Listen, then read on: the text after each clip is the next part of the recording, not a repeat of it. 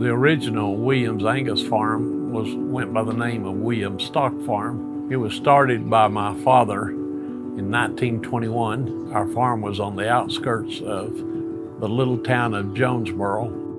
We didn't have any running water on the farm. We had pond water. We were big in showing. We showed at 7 or 8 fairs a year. It kind of was the glue that held the family together. My father was real active in the East Tennessee Angus Association. He would manage those sales. We all loved that.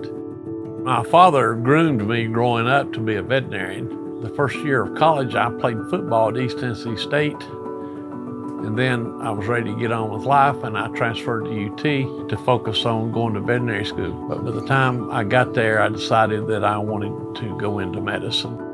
Every Saturday night, my father would call me and he would tell me what was going on the farm. And usually he had been to a sale that day, and we would go over the catalog. And be honest with you, kept my sanity while I was going through medical school. Now, during that time, my father died. That was 1975. We decided to disperse those cattle, and 4 or 5 of them were mine. I kept mine. I rebooted from those 4 or 5 cows. After I got out of medical school, John Crouch, who was a field man for the American Angus Association at that time, he and I were good friends. His father and my father were the best of friends. I would take a week off in the spring and I would travel with him. Man, did he teach me a lot. I got really involved in the Tennessee test station. All my bulls came home. They weren't good enough, and I had to make a decision. I either had to get better or get out.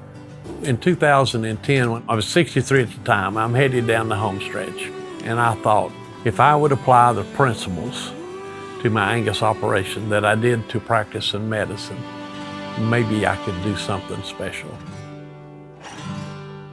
To understand that, we got to back up 50 years when I'm a senior medical student. I'd taken a class in physical diagnosis. The chief resident was there that day. How do we ever get to where we are to where you are? First question is, regarding your patient, where have you been? Do you have an earache? Do you have a sore throat? You take a history. The second question is, where are you now? You make a diagnosis then. Third question is, where do you want to go? Formulate a treatment plan to get them better. That day changed my life because it changed my way of thinking. I'm sitting at my desk trying to decide what I'm going to do, put the principles of medicine to it. Well, my father managed this herd 54 years, but what did he do? He would go to Chicago, go to Denver. He would read the journals, see what was bringing all the money and what won the shows. They wouldn't bring much money. Why? Because the big boys would be off in a different direction. We were always playing catch up. Along about 2010, I got introduced to genomics. I was a little resistant because of the cost. I tested my herd for genomics. Broke my heart. They were terrible, but I wasn't going to give up. I'm going to double down. I went all over the country, Georgia, Alabama. I went to Maple Crest, I went to Good and Two Bar in Texas, and I went to Chair Rock. None of them had been genomically tested. I was blown away of how good they were. I called my friend Steve up and I said, Steve, you're not going to believe what I'm going to do. If they don't have genomics, they're going to be receps. I wanted to be the genomics man, and it just fell in my lap, and it put me on top of the world. It really did. You know, your honesty and your integrity is everything. I often quote my mother, son, always do the right thing.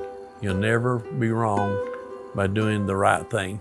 Be fair and honest in all your dealings, and things will take care of themselves. All my life, I've had a real passion for Angus cattle. It's just a big family honor, and it just makes you burst with pride.